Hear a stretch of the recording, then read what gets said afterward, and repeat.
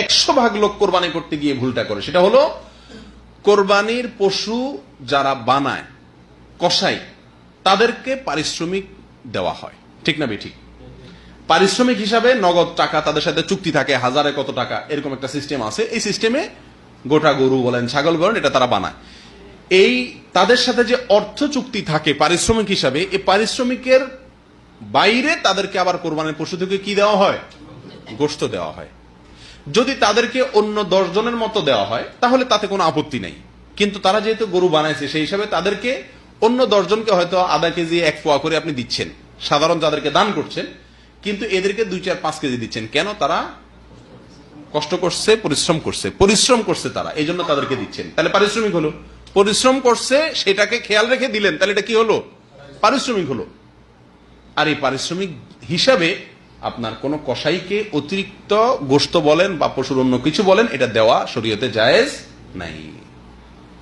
কসাইরাও খুব চালাক, তারাও আমাদের সঙ্গে এই কোরবানির পশু এটা বানানোর জন্য যখন চুক্তি করে তখন খুব বেশি দরাদরি করে না, কারণ তারাও জানে যে 2, 4, 5 কেজি গোশত তো আমি এমনিই পাবো, তো 4 কেজি গোশত পালে তো 2000 টাকা দাম এমনি এসে গেল, অতএব 1000 যদি চুক্তিতে কমও হয় লস নাই, ঠিক না বেঠিক? এটা ভুল। এ সম্পর্কে নবী করিম সাল্লাল্লাহু আলাইহি সাল্লামের একাধিক একেবারে স্পষ্ট নির্দেশনা পাওয়া যায়।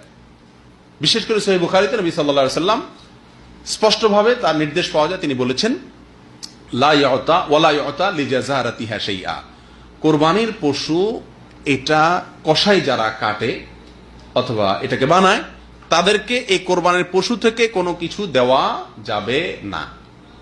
আলী রাদিয়াল্লাহু তাআলা আনহুকে নবী করিম সাল্লাল্লাহু আলাইহি সাল্লাম বিদায় হজের সময় তাকে কোরবানির পশুগুলা, তিনি নিজের হাতে অনেকগুলো কোরবানি করেছেন, বাকিগুলা তাকে করতে বলেছেন। এরপরে বলেছেন এই পশুর সবকিছু বন্টন করে দেওয়া মানুষদেরকে, হাজিদের মধ্যে তাদেরকে খাওয়াও, আর খবরদার কোনো কিছু তুমি ওই কসাইকে বা যারা বানাবে তাদেরকে দিবা না।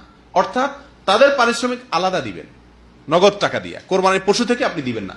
আসলে কোরবানির পশুর এই গোশত, এটা আমরা কোরবানি করে দিলাম মানে আল্লাহকে দিয়ে দিলাম, ঠিক না বেঠিক?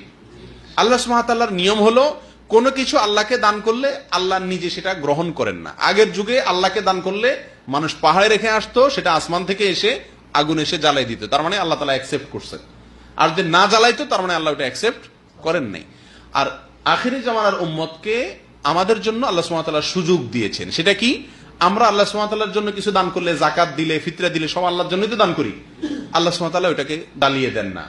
আল্লাহ সুবহানাহু ওয়া তাআলা আমাদের সুবিধার জন্যই, গরিবদের মাঝে বন্টন করার জন্য, নির্দিষ্ট খাতে দেওয়ার জন্য আল্লাহ তাআলা কি করছেন? নির্দেশ করছেন।